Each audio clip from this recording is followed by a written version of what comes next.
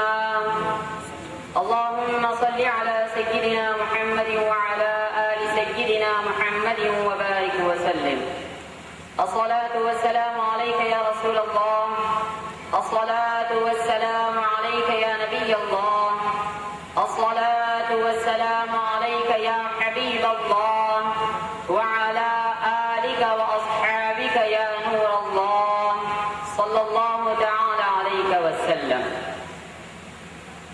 حضرت العلام مفکر اسلام مولانا ومرشدنا وهادينا ورائدنا شیخ الجامعہ حفظه الله وعمدة المحدثين شيخنا ومرشدنا ورائدنا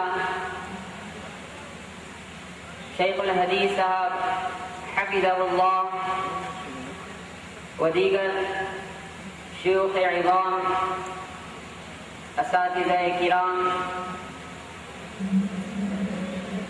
حضرت شیخ الاسلام کے مہمانان کرام، السلام علیکم ورحمۃ اللہ وبرکاتہ. حضرات گرامی، ہم آپ کے سامنے عیسائی مشینری اور علماء امت محمدیہ کی ذمہ داری کے بارے میں کچھ کہنے کی سعادت حاصل کریں گے. صرف 3 چیزوں پر بات ہوگی. سب سے پہلے عیسائی اپنی مشینری چلاتے کیوں ہیں، دوسرا کس طرح چلاتے ہیں، ان کے اصول اور مبادیات کیا ہیں، پھر تیسرا علماء اسلام کی ذمہ داری کیا ہے.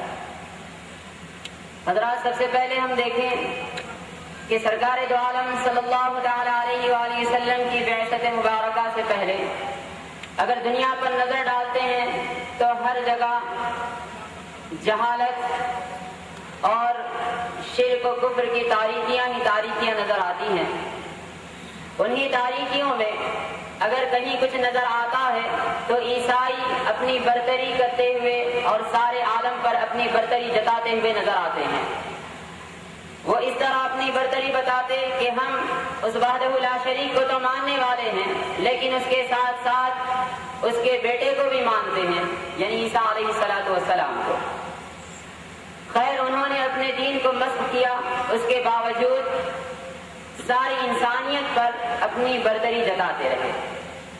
لیکن جب حضور پاک صلی اللہ تعالی علیہ وآلہ وسلم کی آمد ہوئی، آپ کے قدوم میمونۃ اللزوم سے اللہ تعالیٰ نے دنیا کو روشن فرما دیا، اور یہاں پر اللہ تعالیٰ کے حبیب کے ذریعے اللہ تعالیٰ نے دنیا میں ایسے علم کی اور عرفان کی شمع روشن فرمائی کہ جس کو دیکھ کر جہاں سارا عالم پروانوں کی طرح اس کے اطراف گھومنے لگا، وہیں عیسائی حضرات اپنی دشمنی کو لے کر ایک کونے میں بیٹھے ہوئے نظر آنے لگے.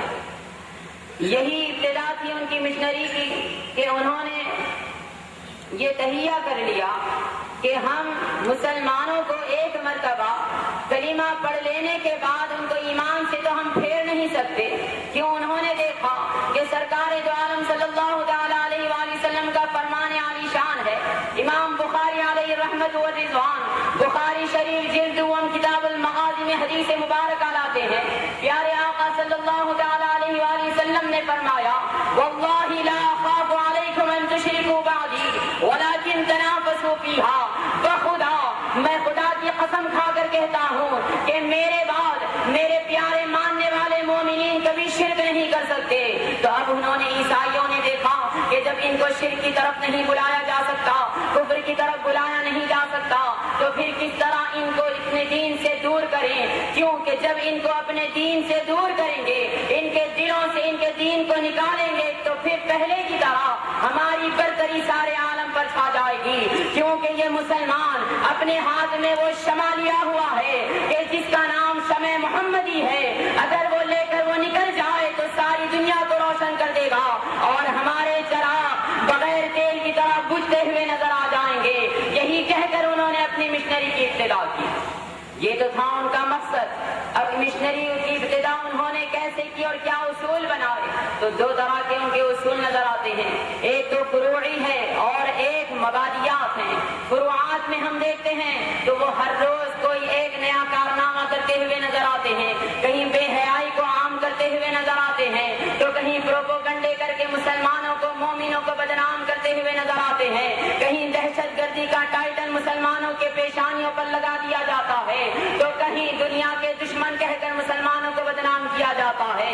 تو یہ صرف ان کے مکر و فریب کی چالیں نہیں، بلکہ اگر ان کا مکر و فریب دیکھنا ہے تو دیکھیں ایک ہیمپرے انگریز تھا جس نے اپنی تصنیف میں یہ اعتراف کیا ہے کہ جب انہوں نے اصول بنانا چاہا تو انہوں نے اس اصول پر دھیان دیا کہ عرب میں کہاوت ہے ان الحدید بالحدید یفلح، کہ لوہے کو لوہا ہی کاٹتا ہے، لوہے کو کاٹنا ہو تو لوہے کا استعمال کیا جائے۔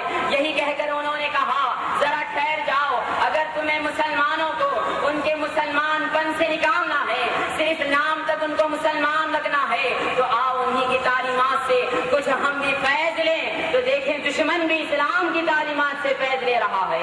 یہ مسلمان ہے کہ تعلیمات سے فیض لے کر اللہ کا محبوب بنتا ہے، تو یہی بدبخت ہیں جو اسی اسلام سے کچھ لے کر جہنم رسید ہو رہے ہیں۔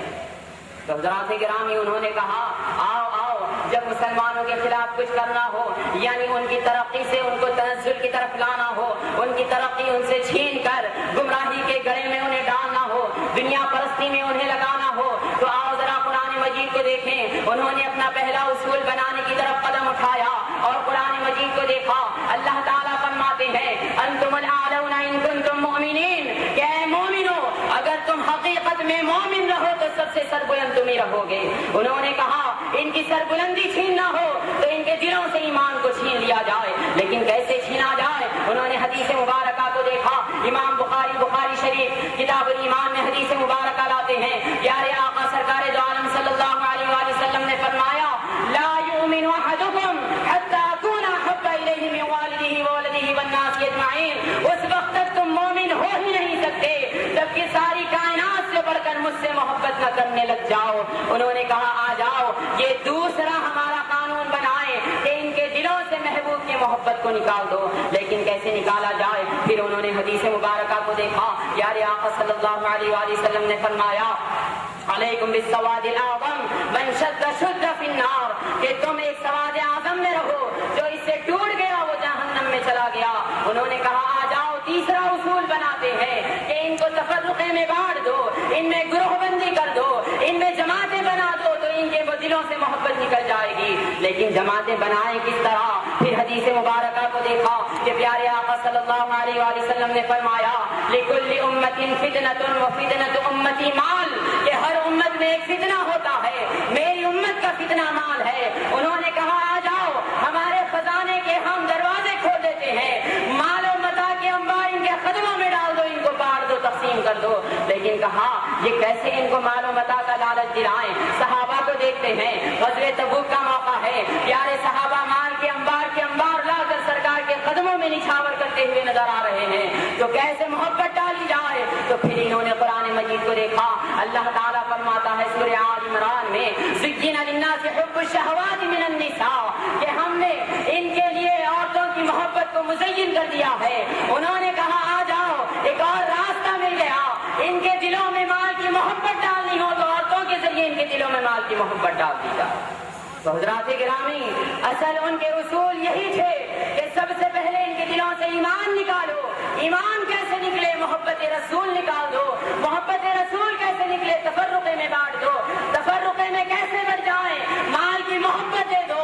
مال کیسے لے لیں؟ عورتوں کے ذریعے ان کو مال دلا دو۔ تو یہی اصول ہے ان کے کہ جس پر آج تک عمل کرتے ہوئے جا رہے ہیں۔ تو جب ہمیں یہ اصول معلوم ہوئے تو اب علماء کی ذمہ داری کیا ہے؟ وہ علماء کے جن کو وارثان رسول کہا جاتا ہے، کہ جن کی شان میں سرکار نے فرمایا علماء امتی کا انبیاء بنی اسرائیل کے نبیوں کی طرح تاج اس امت کے علماء کو پہنایا گیا۔ تو اس امت کے علماء کی ذمہ داری کیا ہے؟ تو جہاں امت کے علماء کی یہ ذمہ داری ہے کہ آنے والی ہر نئی نسل کو، ہر ایک مسلمان طبقے کو یہ سارے کے سارے ان کے مکر و فریب سے آگاہ کروائیں اور بتائیں کہ مال کی محبت کو چھوڑو، مال لو تو خدا کی راہ میں لٹاتے ہوئے نظر آ جاؤ۔